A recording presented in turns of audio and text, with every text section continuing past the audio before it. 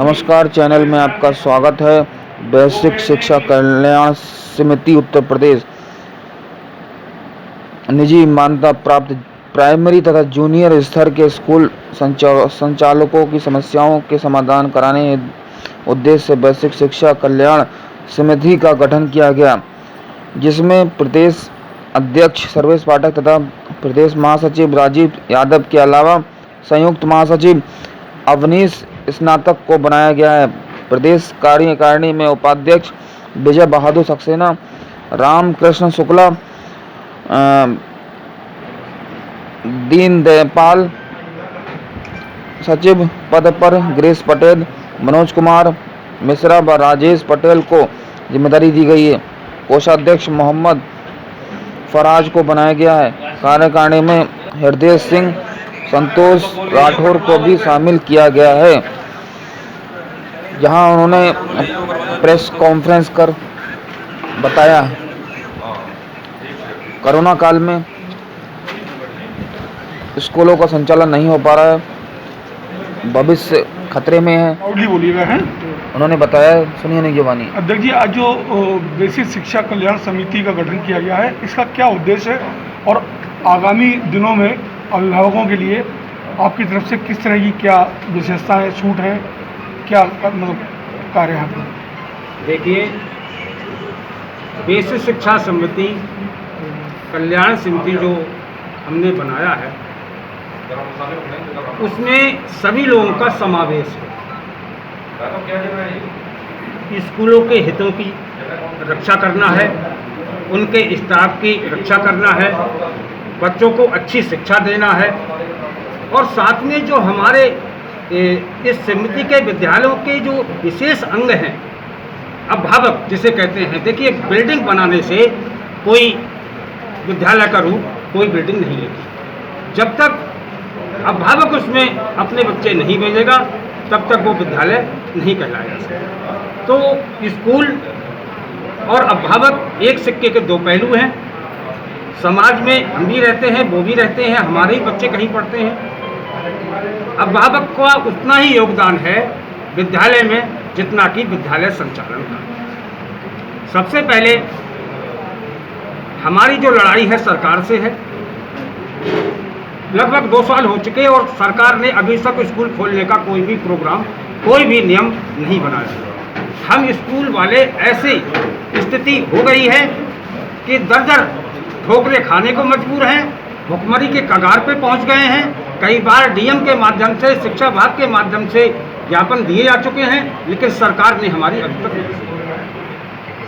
और भी संगठनों ने ज्ञापन दिए, तो ये महसूस हुआ कि हम लोगों को भी एक ऐसा संगठन तैयार करें ताकि हम अब सरकार से, शासन से, अपने शिक्षा विभाग से वार्ता करके कोई ना कोई हल निकालें।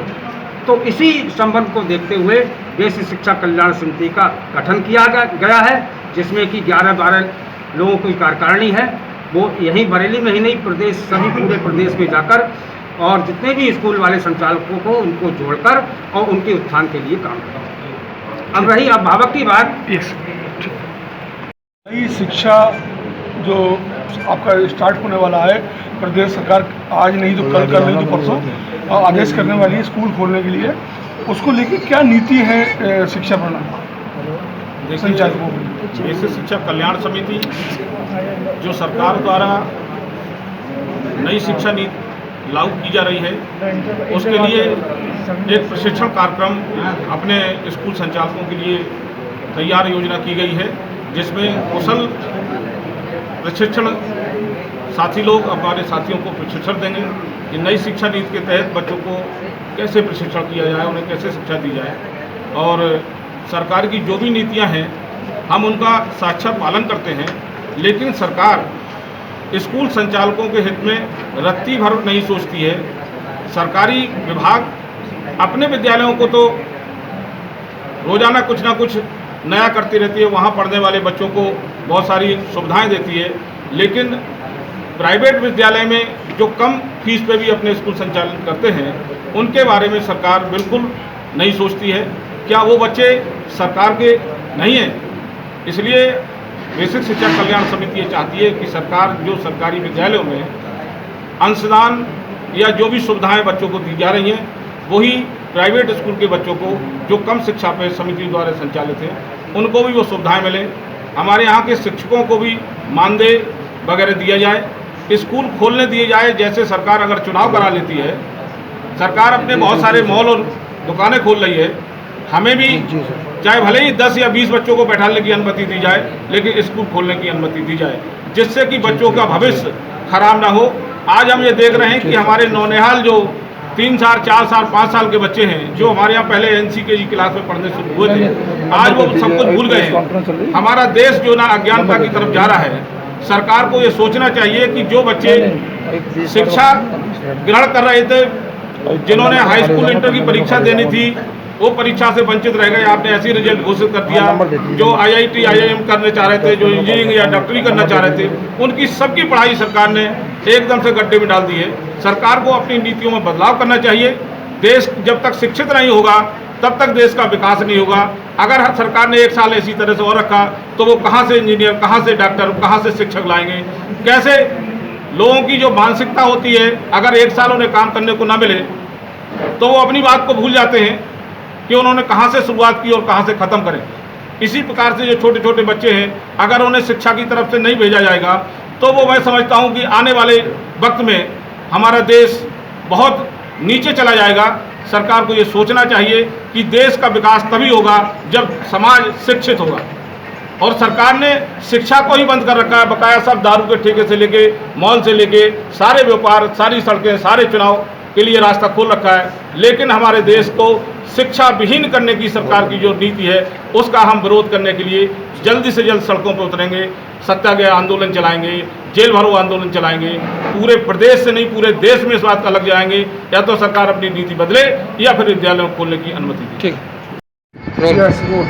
नमस्कार, मेरा नाम राशि पाराशरी है। मैं बेसिक शिक्षा समिति में महानगर अध्यक्ष के पद पर हूँ और मैं सबसे पहले सभी सम्मानित मंच को नमन करती हूँ और अपने आए हुए पत्रकार बंधुओं का भी हृदय से आभार व्यक्त करती हूँ। मैडम, आज जो ये समिति का गठन हुआ है, इसमें लेके आपकी आगामी शिक्षा सत्र को लेके क्या क्या विशेषताएं हैं रखेंगे आप? क्या आपके मतलब सुझाव सरकार के लिए और अभिभावकों के लिए?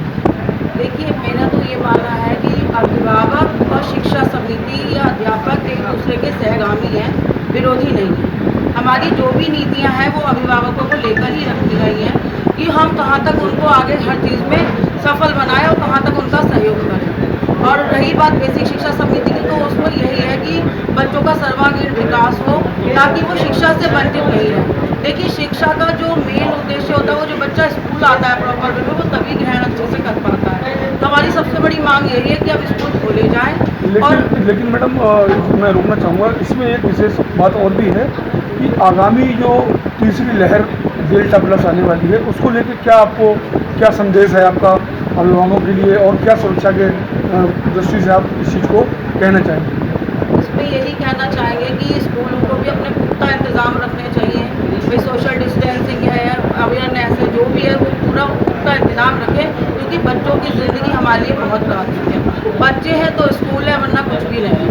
तो इसी के मद्देनज़र पुख्ता इंतजाम के साथ हम चाहते हैं कि माननीय सरकार इस बात पर विचार विमर्श करे, ध्यान दे और स्कूलों को खोलने की दिशा में कदम उठाए।